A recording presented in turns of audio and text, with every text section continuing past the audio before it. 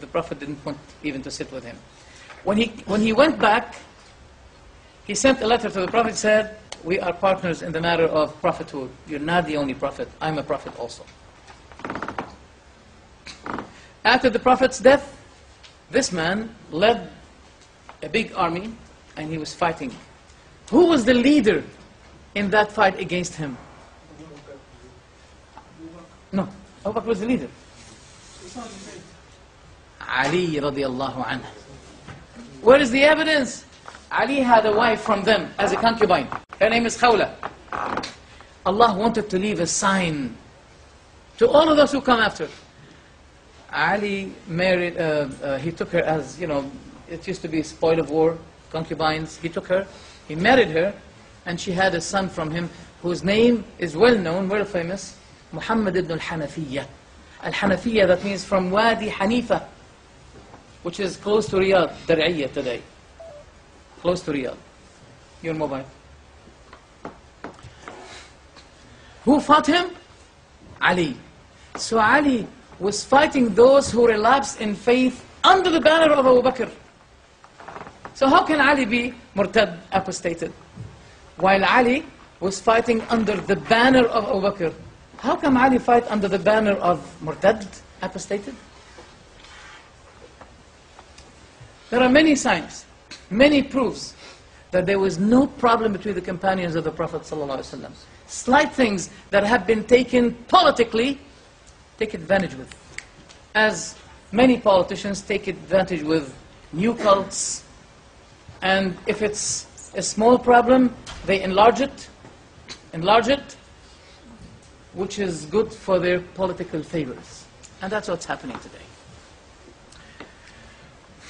I have many things to say to you, but I hope, inshallah, in my Talk, in my room in Talk, I would like you to support me and to be with me and to participate, and we'll be, inshallah, because I see a big gap. People do not know anything about these subjects.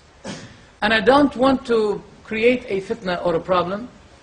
And at the same time, I don't want to take long way to come and give a lecture. First, I'm becoming old. Second, I don't sleep well. I mean, you can imagine, I did not sleep since 11 o'clock p.m. yesterday until today. Oof. I was trying to sleep, I couldn't sleep. Thank God I'm able to speak, alhamdulillah. But it's a long way, and I think through Talk, you can even bring a screen like this and you can see me on the screen with the same voice, with the same picture. So I hope we can do that, inshallah ta'ala. Brothers, sisters, whether they are Sunna or Shia, they want to ask any question, they're welcome to ask any question. Wallahi, we do not fear questions. We have no problem.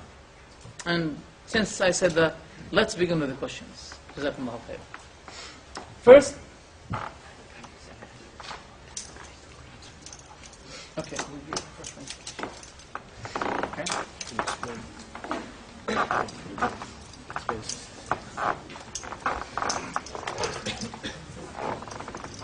I hope that was enlightening for everyone. As the Sheikh said, we're now going to do question and answer session. Like I said at the start, I'm going to take 3 questions. For the sake of everyone, that's that many? 3. We'll be taking written questions as well. The Sheikh has requested that we give preference to the shia. And as the Sheikh said, we don't fair questions. So as long as they're on topic, and as long as they are intellectual rather than slander or insults, then we're happy to address that, inshallah. So, I'll take some questions from the audience first, and now I've got some written questions as well. If brothers want to pass their written questions up to Fuad on my right, and if sisters, if you have any written questions, leave them at the end of that table there. Okay? Like I said, inshallah, we'll start with the questions. Yes, brother? Alaykum salam. Sorry? Yes. Was it not Al-Hawd, yes. Al-Hawd.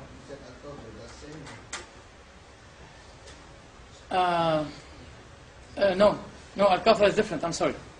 Al-Hawd, yes, Al-Hawd is different. Because Al-Kawthar is, the Prophet will be given in Jannah, inside Jannah. Exactly. Jazakallah khair. Alaykum salam. There's a question. You said, the battle of the camel, with the, would you elaborate on that? Yeah. Aisha radiallahu anha, she went and she was asked the moment she went out of her house, and she was with Abdullah ibn Zubayr, her nephew, by the way, with mahram. And she was asked, "Oh mother, oh our mother, what did take you out of your house?" She said, "I swear, my son, that nothing had taken me out of my house except this verse in the Qur'an. لا خير في كثير من نجواهم. There is no good in most of their way, their speech. إلا من أمر بصدقة, except one who ordered the giving of a charity, أو معروف, or a good word, أو إصلاح بين الناس, or reconciliation between people." She said, what brought me out is to reconcile between the two conflicting groups. She went for that purpose. She didn't go to fight Ali radiallahu anh. That's not true. Now, why is it called the battle of Jamal? It's not battle, by the way. It's fitna. It's not battle. When she went there, the killers of Uthman and the Saba'is, they conspired. They said, "Oh, Aisha came, and with her people, who are going to be supportive to the army of Ali, we're going to be vanished, we're going to be killed, finished." So they agreed that some of them will be joining the group of Ali, and the other one will be joining the group of Aisha, and they're going to be causing fitna. They'll be killing some of the two, among the two parts, and they'll be shouting, "We have been cheated, betrayed." So there was a fitna that took place. Each one of the army, between Ali's army and Aisha's followers, they thought that they had been attacked by the other group. Okay? Now, at that time, Aisha remained on the camel. And those conspirators, they started to launch Aisha's box over the camel with their, we call it, arrows. Until it became like qunfud, the qunfud, the small animal that is full of thorns, thorny animal, what? Porcupine. Porcupine. Anyway. I often forget the name. Thorny animal. No. So, Ali radiallahu anhu realized that those people are up to Aisha, they want to kill her. So what he did, he was very smart. He had to cut the two hands of the camel. So the camel would fall down. When the camel fell down, they were not able anymore to do that. So that's why it was called the fitna, the trial of the camel. Okay, inshallah, I'm going to take some written questions first. Before I do that, quickly, there's these forms going around. Okay, just obviously fill these out. The second part is only for KU students. So the second part where it says what topics would you like the ISOC to discuss and so on, that's only for KU students, inshallah. Sorry, that part's for everyone, but joining the ISOC is only for KU students. So I'm going to take a few written questions. First one we have here is, can you explain the concept of temporary marriage in Shiaism? Is this concept also in the Sunni practice? Second question. Okay, let's take this one. How beautiful for me if I believe in this and I practice it here in this country. But it's not allowed. It's not allowed. Temporary marriage is not allowed in Islam. And it is Allah who makes things haram after they used to be halal. Khamr was not haram before. Alcohol was not haram. And God said, don't approach the prayer while you're drunk. And afterwards, Allah said, the intoxication is forbidden to you. So the case of temporary marriage is just like the case of alcohol, intoxication.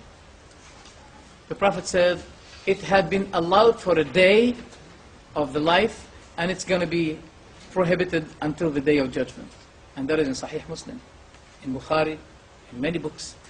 And narrated by Al-Hasan, the son